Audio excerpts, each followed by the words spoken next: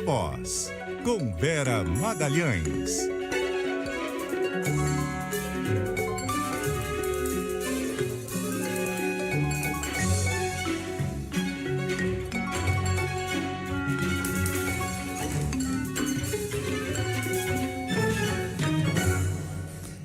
Vera Magalhães, como está? Tudo bem, boa tarde, Sardenberg, Cássia, ouvintes e também quem nos assiste. Boa tarde, Vera. Você testou, Vera? Testei, negativei, já tô livre, livre do corona. Tá certo. Bom, toma posse hoje no Supremo Tribunal Federal o ministro Flávio Dino. Ele vai herdar uns 350 processos logo de cara.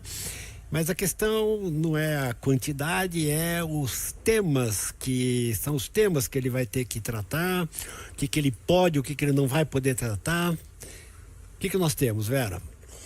Olha, Sardenberg, esse acervo aí de 300 e poucos processos é considerado até pequeno, perto da média ali da casa, né? Tem ministro que chega a se aposentar deixando mais de 1.000 processos inconclusos nos gabinetes. Então, ele tem que considerar que ele está no lucro aí com esse acervo. Ele está disposto a tratar de tudo, viu, Sardenberg? Algumas vezes que eu conversei com o ministro a esse respeito, da possibilidade dele se julgar impedido nisso ou naquilo, por exemplo, em relação aos processos relativos ao 8 de janeiro, uma vez que ele era ministro da Justiça e nessa condição teve de tomar algumas decisões, né, na época, ele não acha que isso seja fator de impedimento. Ele acha que são funções diferentes, a de um ministro da Justiça e essa que ele vai ter agora, e que nenhuma decisão que ele tenha tido de tomar à frente da pasta naquela ocasião o impede de julgar quem quer que seja nessa ocasião. A gente lembra que ele, por exemplo, estava no grupo que teve um embate com alguns dos generais no QG do Exército na noite do 8 de janeiro, quando eles tentaram entrar no acampamento e prender alguns dos manifestantes, foram impedidos pelo então comandante do Exército e alguns outros generais. E houve um entreveiro ali, o ministro fez parte desse entreveiro. Mas nem isso deve levá-lo a se dizer impedido de julgar, por exemplo, se algum desses militares chegar até o Supremo ou se a tropa da PM, os comandantes da tropa da PM também chegarem para serem julgados lá. Então, está disposto a ir adiante nesses casos. E também em casos que digam respeito ao governo Lula, que ele integrou até agora há pouco.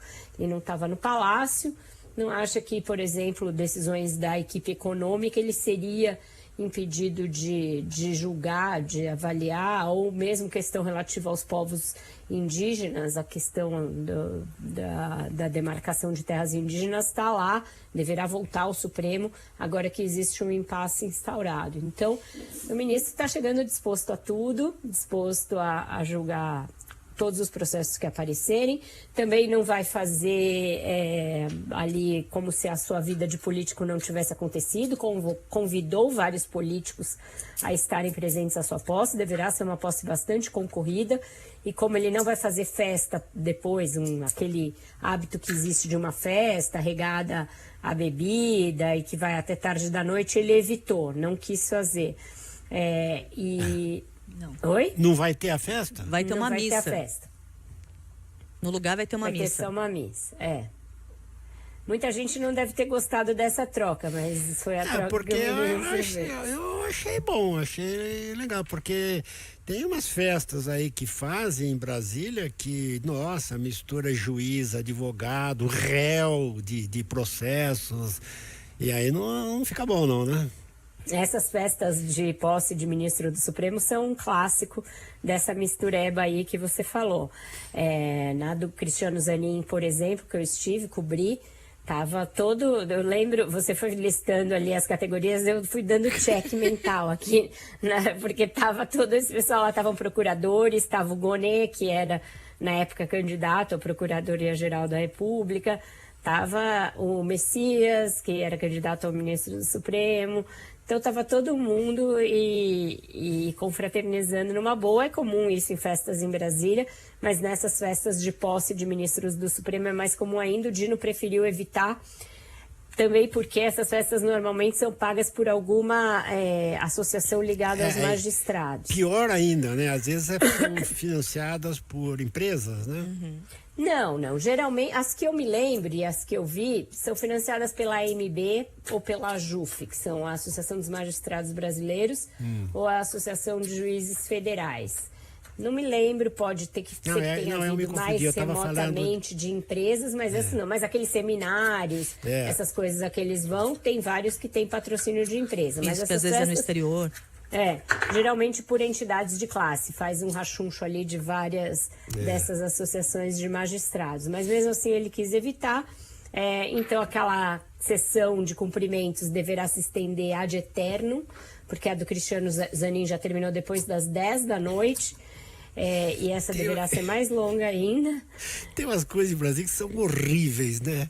Essa fila de cumprimentos, fica lá, o cara fica 3 horas na fila, Não, é terrível. E além disso, tem alguns homenageados, né?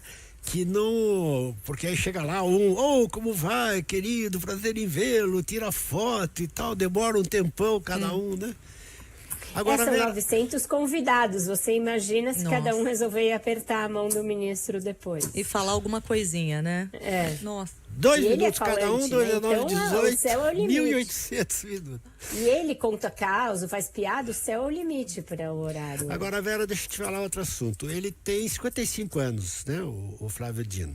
Sim. Portanto, em tese, ele tem 20 anos de Supremo Tribunal Federal. Ele é um político, né? E quando se falava, um político para o Supremo e tal, ele fala, olha, tem vários outros políticos que já estiveram no Supremo. E um dos casos enfim, o termo que eu queria colocar para você existe, por exemplo, a possibilidade, que tem alguns que saíram, né? Quem foi o ministro Nelson Jobim? Né? Ele saiu antes da hora, né? Para voltar para o executivo e tal. A questão você acha que ele vai até o fim ou ele volta para a política?